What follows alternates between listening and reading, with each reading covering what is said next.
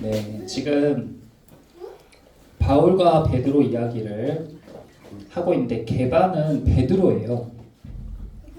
베드로의 다른 이름인데 베드로는 누구냐 하면 이 시대에 예루살렘 교회라는 엄청나게 큰, 그러니까 교회의 중심, 지금으로 치면은 카톨릭은 교황이 있는 그 성당, 대성당 이런 곳이 있잖아요. 그 정도의 핵심 교회 시설이 예루살렘에 있었던 거예요. 거기에서 베드로는 목회라는 목사님, 그러니까 그 시대의 종교의 최고 지도자죠. 그런데 이제 막 개척을 한 바울이라는 이제 신임 목사와 다름없는 그런 개척교회 목사가 그 원로 목사에게 책망하는 그런 장면인 거예요. 그러니까 굉장히 충격적이죠. 다음 넘겨주세요. 근데 바울이 왜 베드로를 책망했는가? 우리가 이런 것들을 잘 단어에 따라서 구분할 수 있어야 되는데, 사람에게 어떤 잘못에 대해서 이야기를 할 때에 정죄라는 단어를 쓰기도 하고 책망이라는 단어를 쓰기도 해요. 둘 다 똑같이 상대방의 잘못을 지적하는 거죠. 그런데 정죄라는 것은 그 상대의 잘못으로 인해서 그 상대방이 깎아내려지게 하는 거고, 그 잘못을 들춰서 그 사람에게 벌을 주거나 그 사람이 더 지금의 위치에서 내려가게 할 때의 정죄를 하는 거고, 책망이라는 것은 그 사람의 잘못을 이야기해줘가지고 그것을 고칠 수 있도록, 그 사람이 더 좋은 모습으로 변화될 수 있도록 할 때에 하는 것이죠. 그러니까 바울이 베드로를 책망하는 것은 직책으로 봤을 때는 굉장히 이례적이지만 복음의 진리에 따라서 이야기했기 때문에 베드로가 이걸 받아들인 게 더 놀라운 거예요. 제가 어느 큰 교회 목사님께 목사님 그렇게 하시는 거 정말 잘못됐습니다 이야기했는데, 그 목사님이 여기 베드로처럼 손을 모으고 노 목사님 제가 잘못했습니다, 노 목사님 말씀이 맞습니다, 이렇게 하면은 그분이 작게 보이는 게 아니라 저는 그런 목사님이 계시다면 훨씬 더 존경하고 고개가 숙여질 것 같아요. 베드로가 왜 하나님의 사람이고 예수님의 제자로서 수제자가 될 수 있는가? 저는 이런 모습을 우리가 본받아야 된다고 생각해요. 바울이 지적한 것도 상당히 복음 안에서 좋은 일이었지만 베드로와 같은 위치에 있는 사람이 겸손하게 그 말을 받아들이고, 아무리 아랫사람이라도 그 이야기가 복음에 합당하다면, 예수님의 가르침과 일치하다면 자기의 잘못을 뉘우치고 공개적으로 사과도 할 수 있고 용서를 구할 수도 있는 이런 모습이 그리스도인다운 모습이라고 생각합니다. 여기에서 바울이 베드로를 책망한 내용이 뭐냐면 17절에 보면 만일 우리가 그리스도 안에서 의롭게 되려 하다가 죄인으로 드러나면, 이런 말이 있어요. 그래서 여기서 중요한 포인트는 의인과 죄인이라는 거예요. 다음 넘겨주세요. 의인과 죄인이 무엇인가? 우리가 예수님을 믿으면 믿음으로 의롭게 된다, 이런 것들을 많이 듣는데 이것이 나의 삶에 그렇게 와닿지 않아요. 근데 이것이 복음의 핵심입니다. 왜냐하면 죄인이라는 것을 우리가 받아들이기가 쉽잖아요. 잘못이 있는 사람은 죄인인데 죄인은 반드시 그 죄에 합당한 벌을 받아야 돼요.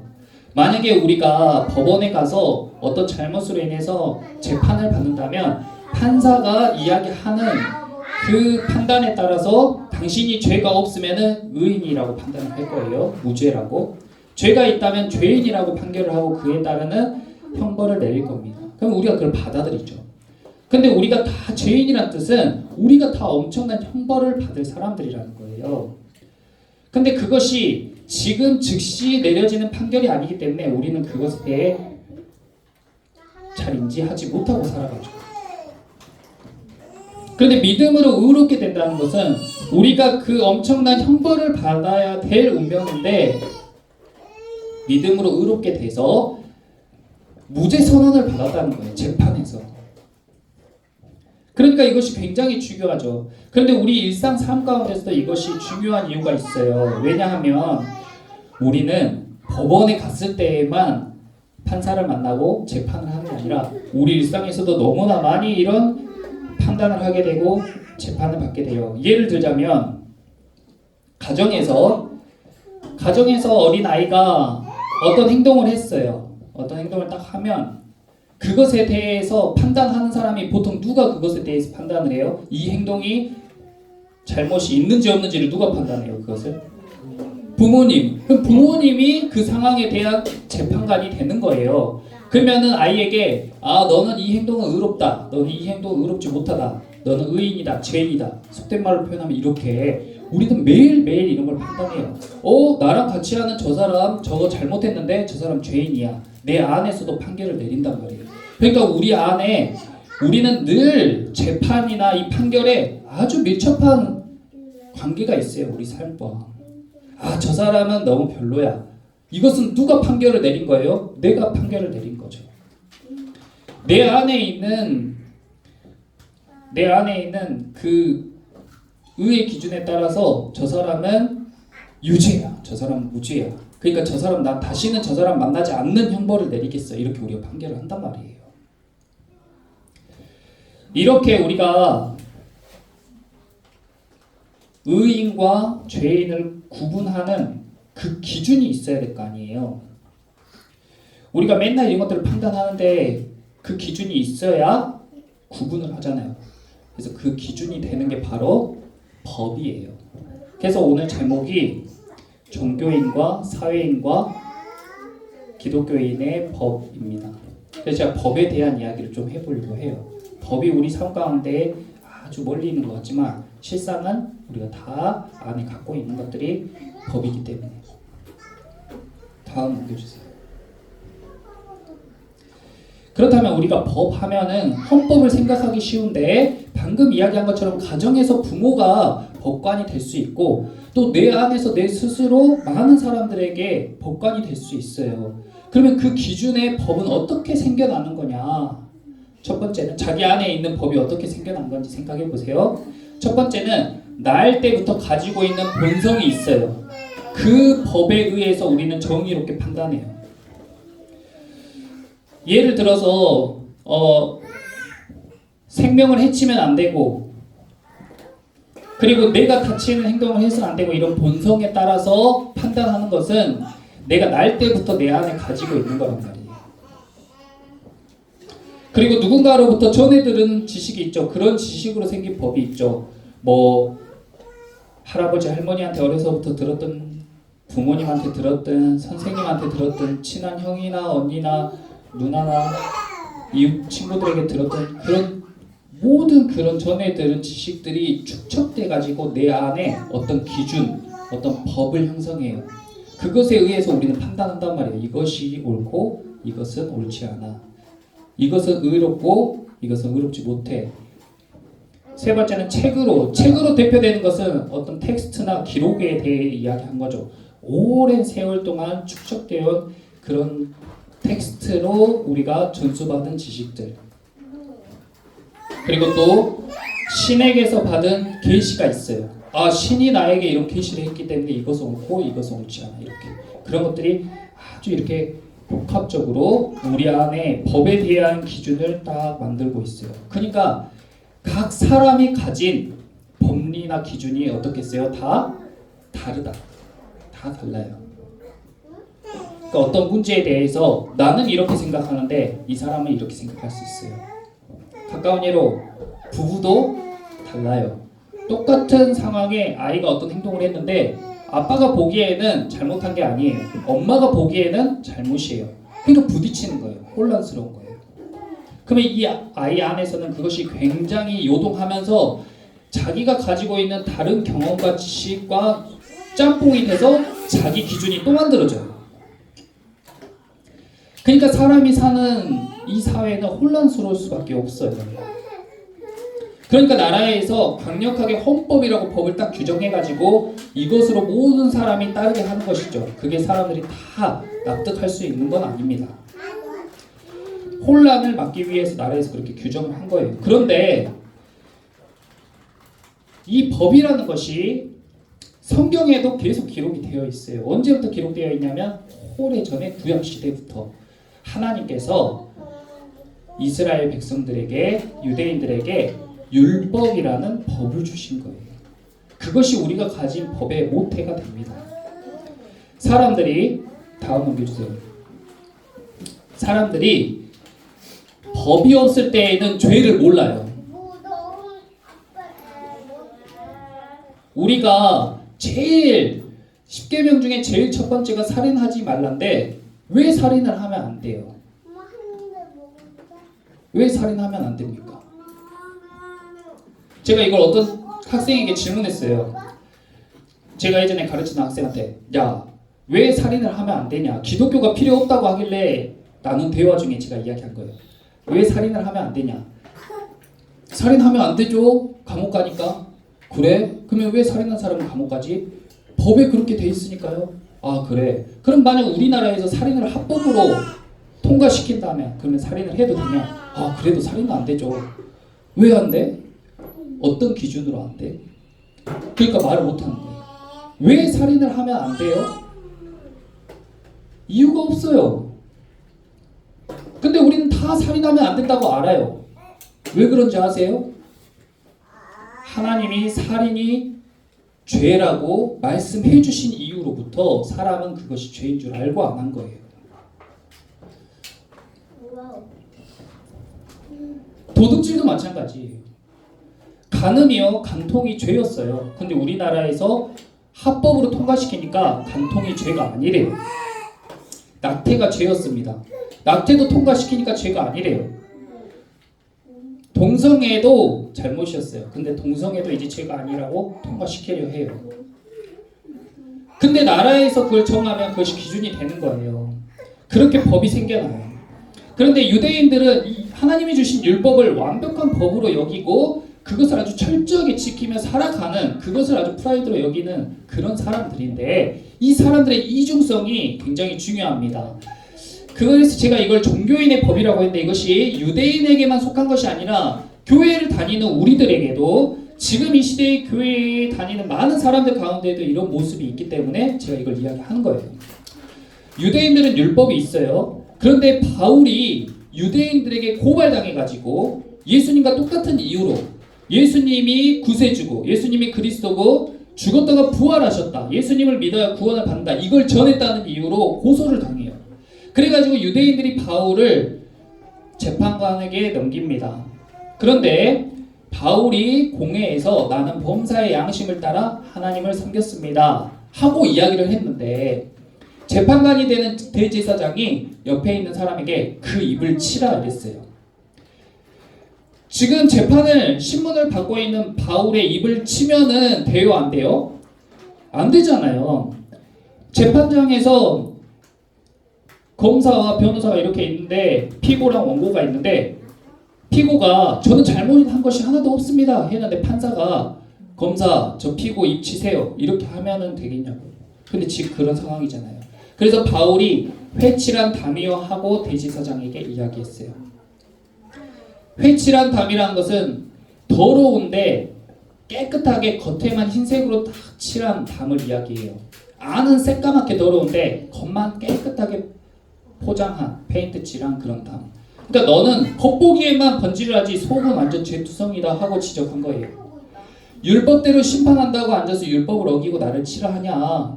그랬더니 옆에 있는 사람들이 하나님의 대제사장을 욕하냐 하면서 또 바울을 책망하고 지적했어요. 그리고 그 유대인들이 당을 지어서 맹세하되 바울 죽이기 전에는 먹지도 않고 마시지도 않겠다 하고 동맹을 해가지고 40명이 그때부터 바울을 막 죽이려고 합니다. 근데 오늘날에도 뭐 밖에는 우리가 이야기를 할 필요가 없고 교회 안에서도, 신앙생활을 하는 사람들 안에서도 이런 모습이 있다는 거예요.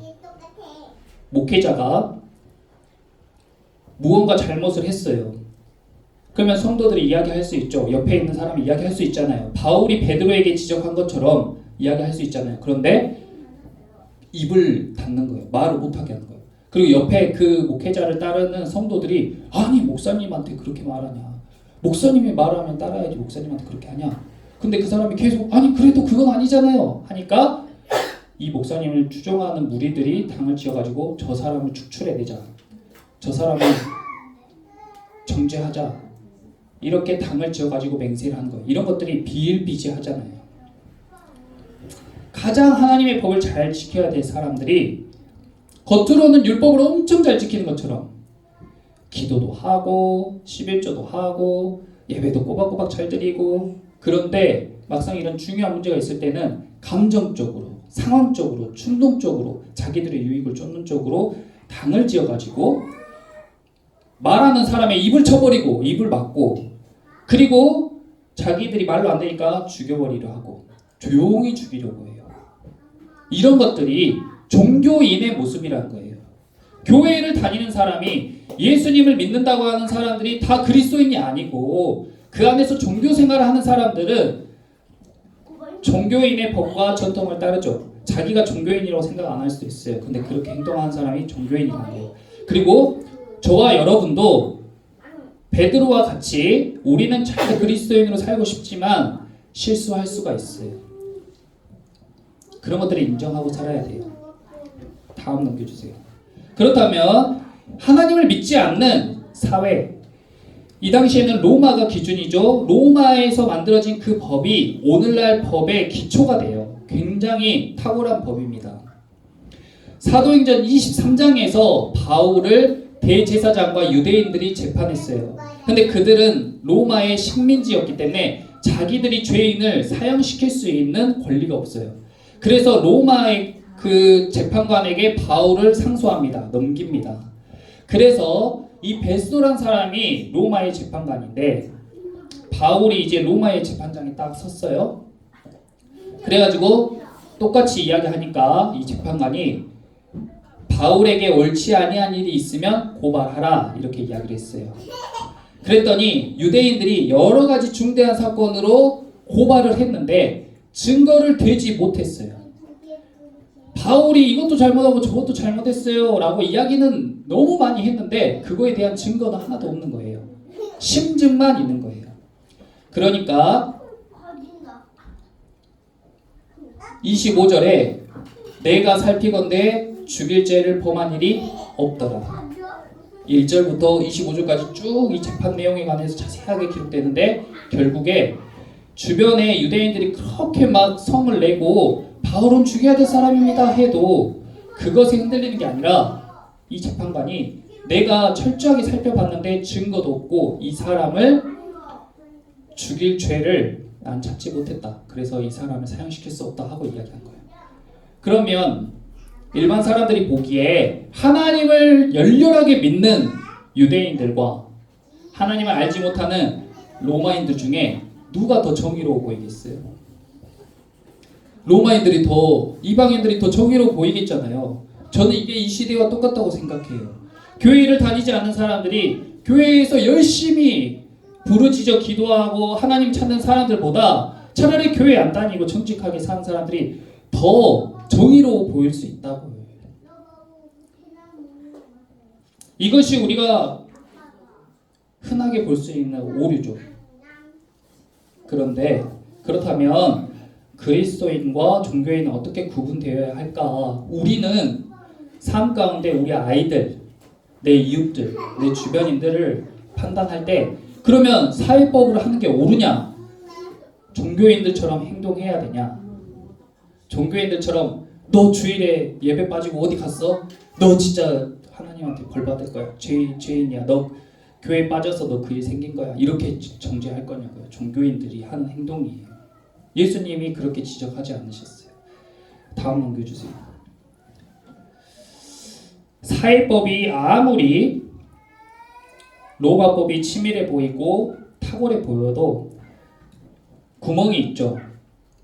봐보세요. 이게 정의란 무엇인가를 쓴 마이클 샌델 교수님의 책에서 나온 유명한 트롤리 딜레마라는 내용인데, 기차가 가고 있어요. 근데 이 기차 중간에 있는 사람이 보니까 이 기차가 계속 가버리면 5명의 사람이 선로에 묶여 있어서 죽게 되는 거예요. 큰일 났잖아요. 그런데 보니까 이 선로를 바꿀 수가 있는데 반대편에는 한 사람이 묶여 있어요. 자, 그럼 여러분들에게 질문을 해볼게요. 내가 여기에 있다면 기차가 그대로 가서 5명이 묶여있는 선로로 지나게 해서 저 5명을 죽게 내버려 두겠어요? 아니면 한 명 있는 선로로 방향을 바꿔가지고 한 명만 죽게 하겠어요?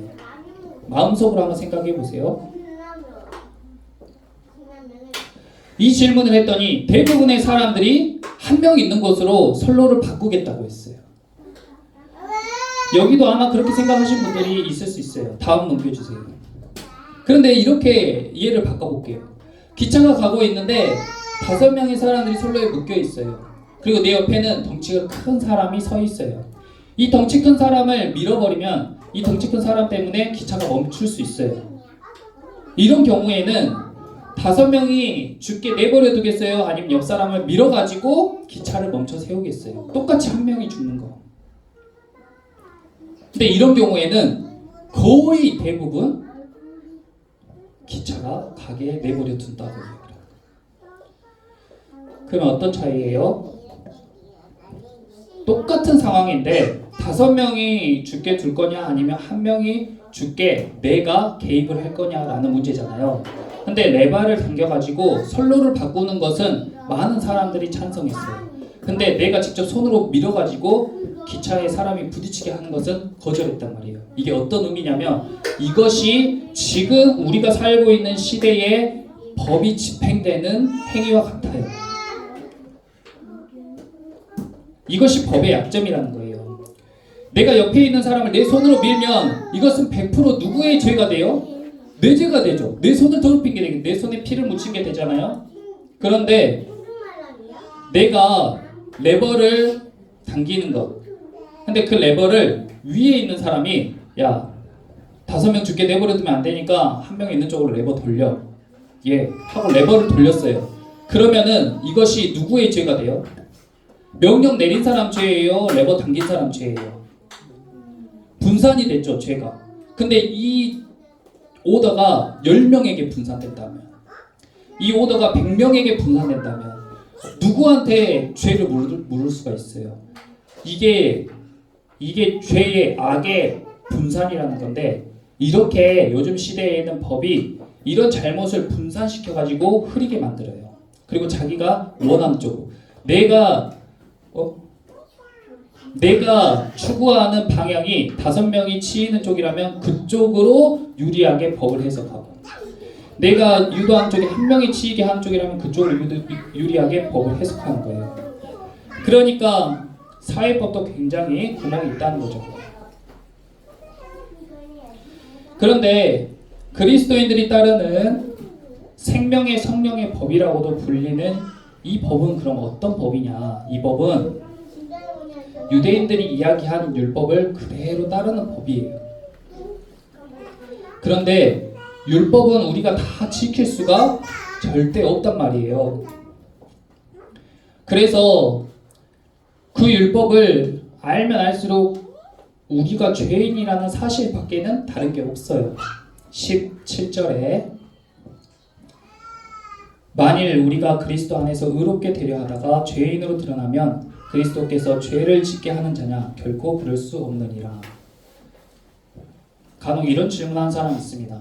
야, 하나님이 그러면 사람들을 다 의롭게 만들지 왜 죄 짓게 해가지고 벌 주냐? 나쁜 하나님 아니냐? 왜 노아의 홍수 사건 같이 사람들을 죄 짓게 해가지고 싹 홍수로 죽였냐? 무자비한 하나님 아니냐? 지금 그 말이 아니라고 이야기하고 있는 거예요. 예수님께서 죄를 짓게 하는 자냐? 죄가 드러나게 하는 게, 우리가 죄인지 모르고 살다가 율법을 줘가지고 죄가 막 수면 위로 드러났는데 그러면 죄를 짓게 하는 자냐? 우리를 범법자로 만드는 거냐? 그렇지가 않다. 왜 그렇지가 않아요? 우리는 죄를 지을 수밖에 없고 다 죄인으로 살 수밖에 없는데 그 죄에 대한 형벌, 그 죄에 대한 값을 예수님이 다 지불을 하셔가지고 우리가 무죄 판결을 받을 수 있게 해주셨다 라는 사실을 믿는 사람들은 무죄가 되는 거죠. 이것이 머리로 잘 이해가 안 될 수도 있어요. 근데 이게 생명의 성령의 법이에요. 그래서 우리는 다 사형 선고를 받은 사람들인데 예수님께서 대신 사형을 받으시고 그 죄값을 다 치렀기 때문에 여러분은 무죄입니다. 그러므로 자유롭게 살아가세요. 죄에 얽매여 살지 마세요. 정죄감에 사로잡혀 살지 마세요. 하는 것이 생명의 성령의 법이에요. 그리고 다른 사람을, 그래서 너도 죄인이고 나도 죄인이야. 너도 부족하고 나도 부족해. 그러니까 우리가 서로 판단하지 말고 사랑으로 안아주고 허물을 덮어주고 용서해주고 우리 같이 하나님을 사랑하면서 살자. 이게 생명의 성령의 법인 거예요. 그래서 우리가 은혜에 대한 감사로 살아가는 거예요. 내가 의롭다고, 내가 좀 예배 잘 나온다고, 내가 좀 기도 많이 한다고, 내가 좀 성경 많이 읽는다고 다른 사람, 그보다 덜하는 사람을 정죄하고 지적하는 게 아니라 너도 부족하고 나도 부족해. 종이 한 장 차이야. 그러니까 우리 사랑 안에서 그렇게 살아가자 하는 게 그리스도인들의 삶이라고. 그런데 그러면 왜 바울이 베드로의 허물을 덮어줘야지 왜 책망했지? 그런 의문이 생기잖아요. 왜 책망했냐면 결론은 다음 넘겨주세요. 결론은 다음 넘겨주세요. 바울이 베드로를 책망한 이유는 베드로는 모든 그리스도인들의 교회의 헤드였어요. 목사님이었단 말이에요. 그런데 이 베드로가 그리스도인으로 사는 모습, 이방인과 함께 같이 식탁교제하는 것은 굉장히 파격적인 일입니다. 근데 그것을 베드로가 했어요. 근데 유대인들이 그 장소에 오자 베드로가 깜짝 놀래가지고 그 자리를 피한 거예요.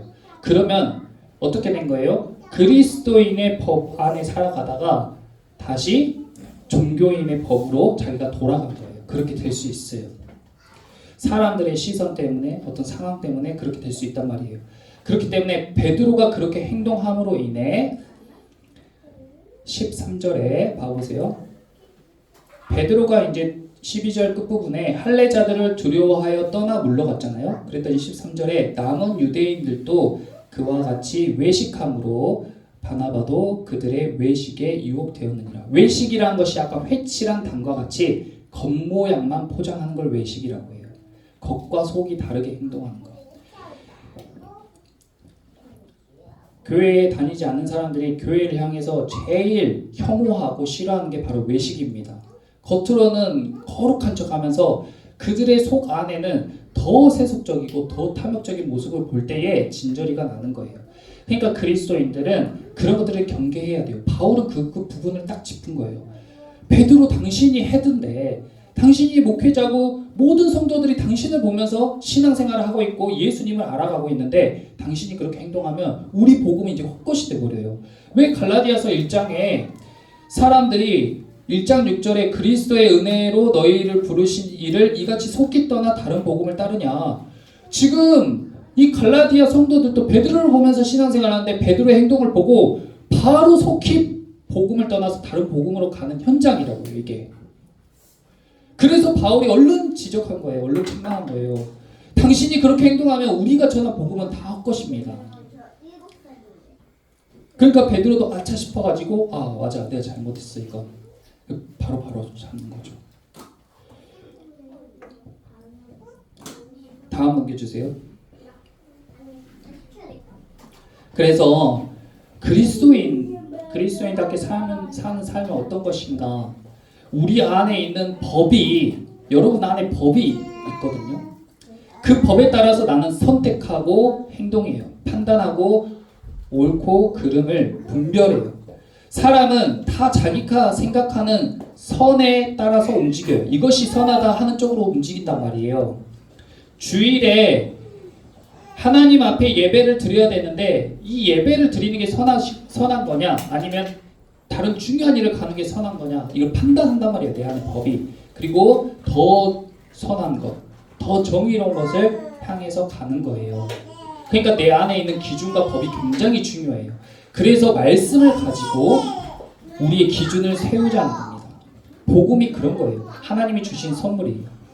그래서 그리스도 예수 안에서 우리가 이제 성령의 법 안에 사는 사람이기 때문에 자유를 누리고, 그리고 하나님이 우리에게 주신 그 소명대로 사역하고 일하고 살아가면서 우리 교회는 가난한 사람들 기억하고 돕는 공동체, 지난주에 우리 함께 나눴던 것처럼 그러한 삶을 살아가시기를 축복합니다.